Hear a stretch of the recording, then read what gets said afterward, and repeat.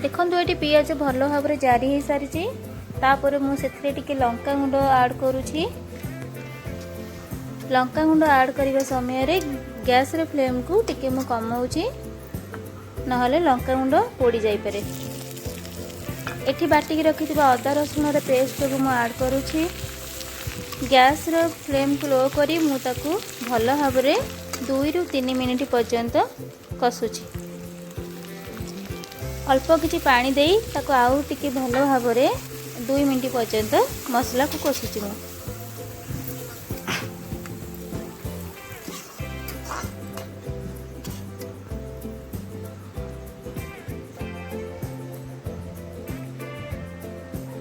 तापर मुझे ऐड करुँची 1 चम्मच हल्दी गुंड।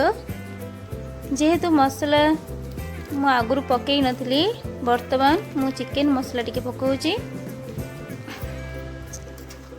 हल्का से गरम मसला टिके चिकेन मसला टिके एई समय रे पकई कि मु भल भाव में मसला को कषुची। तापरे आमे गोटे बड़ साइज रो बिलाती को काटिकी पकेइबा। बिलाती पकई ये गोटे बड़ साइज रो बिलाती पकई सारिबा परे टिके लूण पकईचे जद्वारा बिलातीटा भलसे सीझीज। तापर किसी समय पाई मुझे भल भाव में कषि दूँ।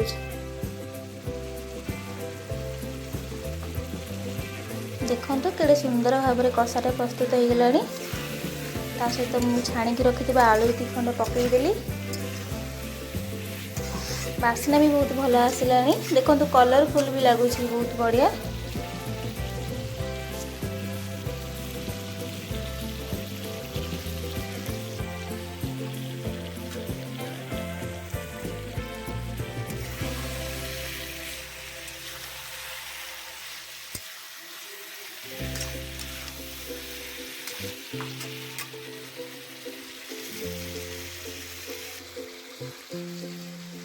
ये देखो गैस रे फ्लेम को मुझे मीडियम साइज रखी।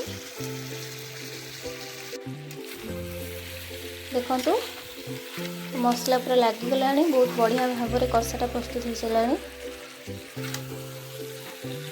एबे कषार मुझे काढ़ीदेवी। तापर मु सीझा पानी देकी टिके ताको झोल बनैबी। देखो आलू भी सीझी जाइए भलसे। एबे मु ताको गोटे जगार काढ़ीदेली। देखो चिकेन कषा मोर बहुत फेवरेट। मत बहुत बढ़िया लगे चिकेन कषा। आपण मानक चिकेन कषा केमती लगे कमेंट रे जणेबे। तापर मु जेतेकी मोर दरकार ग्रेवी दरकार से अनुसार मु पानी दउची सीझा पानी। ताको मु फुटिबा पई छाड़ीदेवी। 5 ରୁ 10 मिनिट भितर देखो केड़े भलसे फुटी आसलानी।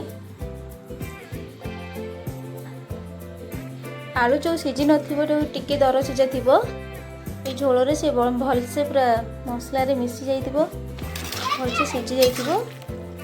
ता टेस्ट भी बढ़िया लगे।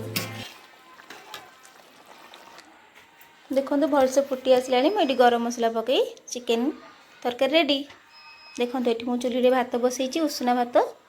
तापर आमे